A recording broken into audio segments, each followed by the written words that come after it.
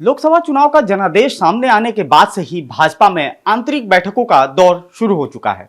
नतीजों को नफा और नुकसान के तराजू में रखकर उसका आकलन किया जा रहा है। लोकसभा चुनाव 2024 में भारतीय जनता पार्टी को सबसे बड़ा झटका उत्तर प्रदेश में लगा।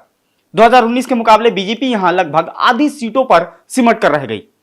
इसी उत्तर प्रदेश में बीजेपी 10 साल पहले यानी कि 2014 के लोकसभा चुनाव में रिकॉर्ड 71 सीटें और 2017 के विधानसभा चुनाव में 312 सीटें जीतने में सफल रही थी, लेकिन 2024 में वो महज 33 सीटों पर सिमट कर रह गई।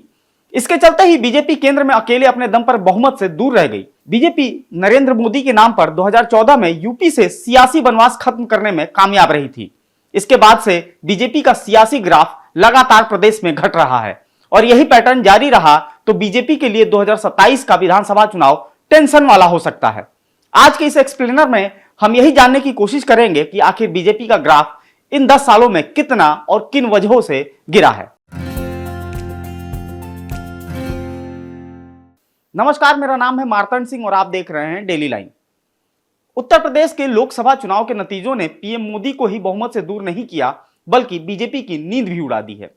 इसलिए बीजेपी ने हार के कारणों को तलाशने के लिए समीक्षा भी शुरू कर दी है। बीजेपी के प्रदेश अध्यक्ष भूपेंद्र सिंह चौधरी और प्रदेश संगठन मंत्री धर्मपाल सिंह ने प्रदेश के 60 नेताओं को बुलाया, जिन्हें यूपी के लोकसभा क्षेत्रों में भेजकर हार की वजहों का पता लगाया जाएगा। इस बार बीजेपी को उत्तर प्रदेश में 80 में से 33 सीटों पर जीत मिली और उसकी सहयोगी पार्टी राष्ट्रीय लोकदल यानी आरएलडी ने 2 और अपना दल एस ने 1 सीट जीती है। वहीं इंडिया गठबंधन उत्तर प्रदेश में 43 सीटें जीतने में कामयाब रहा, जिसमें 37 सीटें अकेले समाजवादी पार्टी ने जीती और 6 सीटें कांग्रेस ने जीत ली। इसके अलावा 1 सीट बतौर निर्दलीय प्रत्याशी चंद्रशेखर आजाद ने जीती है। साल 2024 में आए यूपी के नतीजों को अगर विधानसभा के स्तर से देखते हैं तो बीजेपी का दबदबा काफी घटता हुआ दिख रहा है। 2017 के विधानसभा चुनाव में 312 सीटें जीतने वाली बीजेपी ने 15 साल के बाद सूबे की सत्ता में वापसी की थी और प्रचंड बहुमत के साथ सरकार बनाने में कामयाब रही थी। साल 1984 के बाद इतनी सीटें यूपी में किसी भी एक दल को नहीं मिली थी, लेकिन इस बार लोकसभा चुनाव में मिली 33 सीटों को विधानसभा सीटों के लिहाज से देखें तो उसमें 162 सीटों पर ही बढ़त मिल सकी है। इसी परिणाम ने बीजेपी के लिए नई टेंशन खड़ी कर दी है। दूसरी ओर सपा और कांग्रेस को आपस में हाथ मिलाकर चुनाव लड़ने का सियासी फायदा पूरी तरीके से उत्तर प्रदेश में मिला है। इंडिया गठबंधन यूपी से 43 लोकसभा सीटें जीतने में सफल रहा है, जिसमें 37 सीट सपा और 6 सीट कांग्रेस के खाते में गई। इंडिया गठबंधन को मिली लोकसभा सीट के लिहाज से देखें तो सपा को 183 सीटों पर बढ़त मिली, जबकि कांग्रेस 40 विधानसभा सीटों पर आगे रही थी। इस तरह इंडिया गठबंधन ने यूपी की 403 विधानसभा सीटों में से 223 सीटों पर बढ़त बनाने में अपनी सफलता अर्जित की। बीजेपी साल 2014 के लोकसभा चुनाव में 80 में से 71 सीटें जीतने में कामयाब रही थी, जो अपने आप में एक रिकॉर्ड है। 5 साल के बाद 2019 में हुए लोकसभा चुनाव में बीजेपी की सीटें 71 से घटकर 62 पर आ गई थी। इस तरह बीजेपी को 9 सीटों का नुकसान उठाना पड़ा था।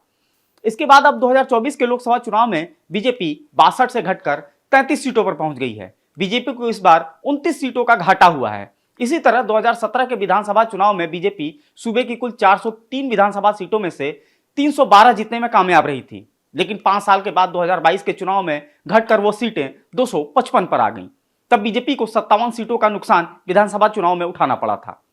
2022 के विधानसभा चुनाव के नतीजों ने बीजेपी के लिए पहले ही खतरे की घंटी बजा दी थी, क्योंकि सपा गठबंधन को मिली 123 सीटों का लोकसभा सीट के लिहाज से देखने पर उसे 26 लोकसभा सीटों पर बीजेपी से ज्यादा वोट मिले थे। इस तरह से बीजेपी ये 26 लोकसभा सीटें पहले से ही हारती हुई दिख रही थी, लेकिन राजनीतिक विश्लेषकों ने विधानसभा और लोकसभा के अलग अलग वोटिंग पैटर्न को बताकर बीजेपी का हौसला बनाए रखा था। लेकिन 2024 के चुनाव ने बीजेपी को तगड़ा झटका दे दिया। बीजेपी ने अपनी 29 सीटें गंवा दी। 2 साल पहले 2022 के विधानसभा चुनाव में बीजेपी राज्य में फिर सरकार बनाने में तो कामयाब रही, लेकिन उसकी सीटें और घट गई।